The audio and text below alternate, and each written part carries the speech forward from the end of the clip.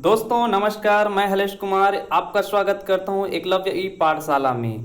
दोस्तों यह वीडियो नारीवाद का भाग 2 है। इससे पहले मैंने भाग 1 अपलोड कर दिया था। अगर आपने उस वीडियो को नहीं देखा है तो उसे जाकर जरूर देखें। और एक बात दोस्तों, इस वीडियो को धैर्यपूर्वक लास्ट तक देखना, क्योंकि इसमें मैंने नारीवादी विचारकों के प्रमुख विचार को सार रूप में प्रस्तुत करने का प्रयास किए हैं। चलिए दोस्तों देखते हैं आज उग्र नारीवादी विचारकों के विचार।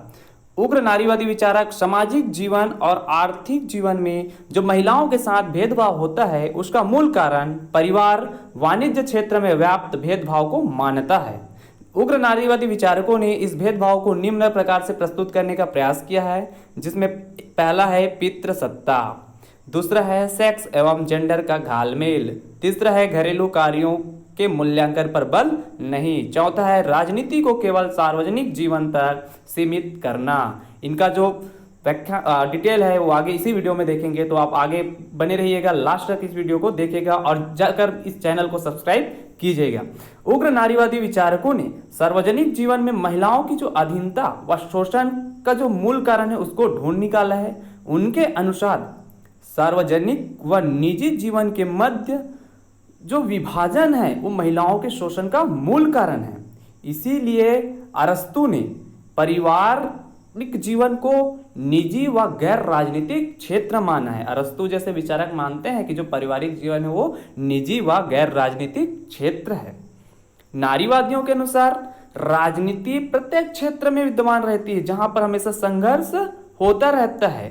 कैट मिलेट जो प्रसिद्ध नारीवादी विचारक है, उनकी प्रसिद्ध रचना है सेक्सुअल पॉलिटिक्स, उसमें उन्होंने राजनीति को परिभाषित करते हुए कहा है कि यह शक्ति संरचना पर आधारित संबंध है जिसमें एक समूह द्वारा दूसरे समूह का नियंत्रण करने का हमेशा प्रयास किया जाता है। इसके लिए वो कुछ उदाहरण भी सुझाते हैं, जैसे सरकार व नागरिकों के मध्य संबंध, कर्मचारियों व मालिक के बीच संबंध, परिवार में पति पत्नी का संबंध, पिता व पुत्रों के मध्य जो संबंध है उसमें राजनीति विद्यमान रहता है। इसीलिए साइमन द बुआ का प्रसिद्ध कथन है, जो व्यक्तिगत है वह राजनीतिक है। नारीवादियों ने परिवार में महिलाओं का शोषण होता है उसे उन्होंने राजनीति को दिन प्रतिदिन की राजनीति कहा है। सीधे तौर पर उन्होंने बोला है कि जो महिलाओं के साथ घरों में जो शोषण होता है, परिवार में जो शोषण होता है, वो दिन प्रतिदिन की राजनीति है। इसीलिए कैरोल पिटमैन ने तो यहां तक कहा है कि पितृसत्ता के अधीन रहते हुए महिलाएं कभी भी स्वतंत्र नहीं हो सकती। इसीलिए इन्होंने राज्य के सामाजिक समझौते सिद्धांत का खंडन किया है, जो हॉब्स, लॉक और रूसो द्वारा प्रतिपादित हैं। इनके अनुसार महिलाएं आज भी प्राकृतिक अवस्था में रह रही हैं, जहां महिलाओं का केवल कार्य है खाना, सोना, बच्चे पैदा करना और मर जाना। क्यों? क्योंकि महिलाओं को अपने शरीर पर भी अधिकार नहीं है।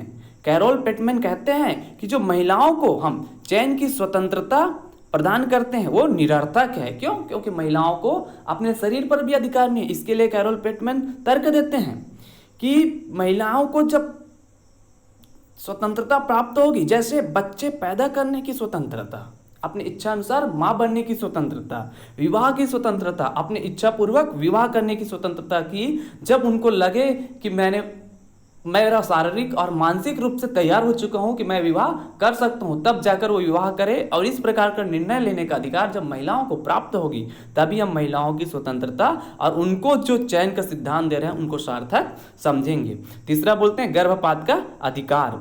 चौथा बात करते हैं घरेलू हिंसा से मुक्ति। महिलाओं को जब घरेलू हिंसा से मुक्ति मिलेगी तभी ही क्या होगा कि जो महिलाएं हैं उनकी स्वतंत्रता का बोध होगा। नारीवादियों ने कहा है कि उपरोक्त यहां सभी अधिकार जब महिलाओं को मिलेगी तभी ही क्या होगी, महिलाओं की स्वतंत्रता का बोध होगा। इसलिए नागरिक व आर्थिक स्वतंत्रता का महत्व है। इसलिए नारीवादियों ने जॉन रॉल्स के न्याय सिद्धांत का खंडन किया है। नारीवादियों के अनुसार समाज में महिलाओं की उचित देखभाल और उनके प्रति सहानुभूति जैसे नारीवादी मूल्यों को स्थापित करना ही न्याय है। नारीवादियों के अनुसार न्याय क्या है कि नारियों के प्रति सहानुभूति और जो नारीवादी मूल्य है उनको स्थापित करना ही न्याय है। आगे नारीवादी पितृसत्ता का के संबंध में विचार व्यक्त करते हुए कहते हैं कि किस प्रकार पितृसत्ता महिलाओं की स्वतंत्रता का हनन करता है। पितृसत्ता का सामान्य अर्थ है पिता का शासन, जो संकीर्ण रूप से आज हमें हमारे परिवारों में देखने को मिलता है, जिसमें परिवार के सदस्य महिला और बच्चे किसके अधीन होते हैं? पुरुषों के अधीन होते हैं। और उसमें क्या है? पुरुषों की सर्वोच्चता का बोध होता है। नारीवादियों के अनुसार पितृसत्ता का सीधा सा अर्थ है परिवार और बाह्य जीवन में पुरुषों के शासन से है।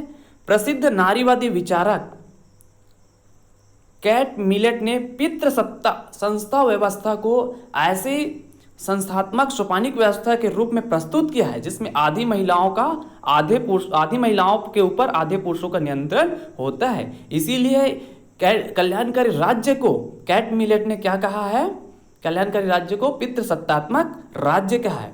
नारीवादी विचारकों के अनुसार सभी प्रकार के समाजों की संस्कृतियों में और विभिन्न कालक्रमों में भी महिलाओं के शोषण देखा गया है। आगे देखते हैं लिंग और जेंडर। परंपरावादी और नारी विरोधी तत्वों ने समाज में जो लैंगिक विभाजन है, लिंग के आधार पर और अर्थात जेंडर के आधार पर जो विभाजन है, उसको प्राकृतिक प्रदत्त माना है। ध्यान दीजिएगा कि परंपरावादी और नारी विरोधी तत्वों ने लैंगिक आधार पर जो समाज में असमानता है उसको क्या माना है? प्राकृतिक प्रदत्त माना है। और यह तर्क दिए हैं कि महिलाएं एवं पुरुष अपने सामाजिक दायित्वों का निर्वाह कर रहे हैं जिसे प्रकृति ने उन्हें प्रदान किया है। उनका तर्क है कि महिलाओं की शारीरिक बनावट ही घरेलू कार्यों को करने के लिए बना होता है। नारी विरोधियों ने महिलाओं की अधीनता के पीछे जो जैविक तर्क दिया है वह निरर्थक है। क्यों? क्योंकि जैविक तर्कों के आधार पर सामाजिक विषमता का औचित्य सिद्ध नहीं किया जा सकता। लेकिन लिंग और जेंडर में घालमेल के कारण महिलाओं को प्राकृतिक रूप में जैसे माँ बनने और पत्नी बनने की जो भूमिका है वो जैविक है।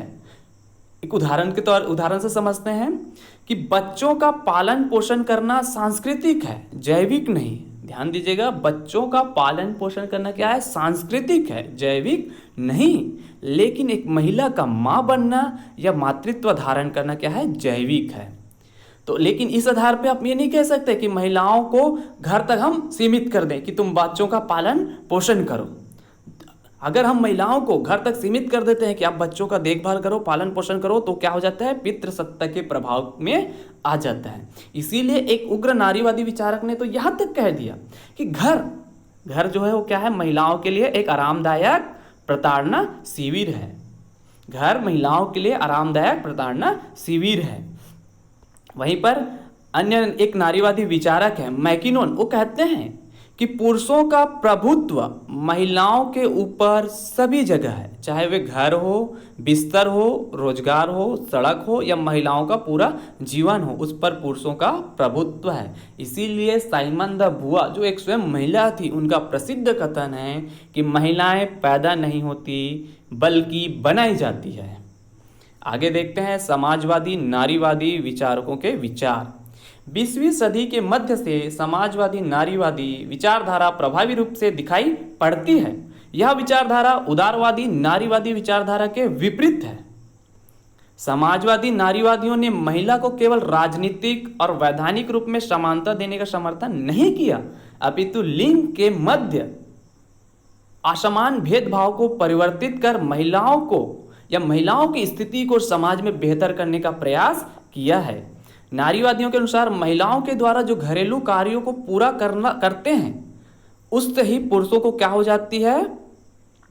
पुरुषों को मुक्त मिलता है, पुरुषों को खाली समय मिलता है, जिससे पुरुष क्या करते हैं? बाहर रोजगार का कार्य करते हैं। नारीवादी कहते हैं कि अगर महिलाएं घर के कार्य ना करें, बच्चों का लालन पालन ना करें और ये कार्य अगर पुरुषों को दे दिया जाए तो पुरुषों को बाहर जो कार्य करते हैं और जिसका हम मूल्यांकन करते हैं उन कार्य को करने के लिए समय का अभाव हो जाएगा। तो इसीलिए नारीवादी कहते हैं कि अगर महिला घर में कार्य कर रही है, बच्चों का लालन पालन कर रही है, घरेलू कार्य को कर रही है, तो उनका भी मूल्यांकन किया जाए जिस प्रकार हम पुरुषों का मूल्यांकन, जो बाहर जाकर, घर के बाहर जाकर कार्य करते हैं, उसका मूल्यांकन करते हैं। जैसे मान के चलते हैं पुरुष घर के बाहर जाकर 8 घंटा कार्य करते हैं, तो महिला भी तो घर में 8 घंटा कार्य करती है, वो केवल आराम नहीं करती, वो सुबह से लेकर रात शाम तक। कहा जाता है, सामान्यतः व्यवहार में देखा जाता है कि परिवार में महिला परिवार के सभी सदस्यों से सबसे पहले उठती है बिस्तर से और सबसे लास्ट में बिस्तर पर जाकर सोती है। तो इस प्रकार नारीवादी समर्थन करते हैं कि महिलाओं की घरेलू कार्यों का भी मूल्यांकन किया जाए और समाज में पुरुषों के बराबर अधिकार दिया जाए। दूसरी ओर वो एक बात और कहते हैं कि महिलाओं को या साथ ही महिलाओं के घरेलू कार्यों को महत्व न देने के कारण ही महिलाओं की समाज में जो दुर्बल स्थिति है उसका ये मूल कारण है कि उनके घरेलू कार्यों को नहीं गिना जाता। साथ ही महिलाओं को केवल घर तक सीमित कर देने से उनकी आर्थिक वित्तीय दृष्टि से वो किस पर आधारित हो जाती है, पुरुषों के ऊपर आधारित हो जाती है, पुरुषों के ऊपर आधारित हो जाते हैं। तो इसलिए महिलाओं को भी अधिकार मिलना चाहिए, उनको घरेलू कार्यों के साथ साथ घरेलू कार्यों का मूल्यांकन भी हो और बाहर जाकर समाज में कार्य करने का अवसर, रोजगार का अवसर मिलना चाहिए।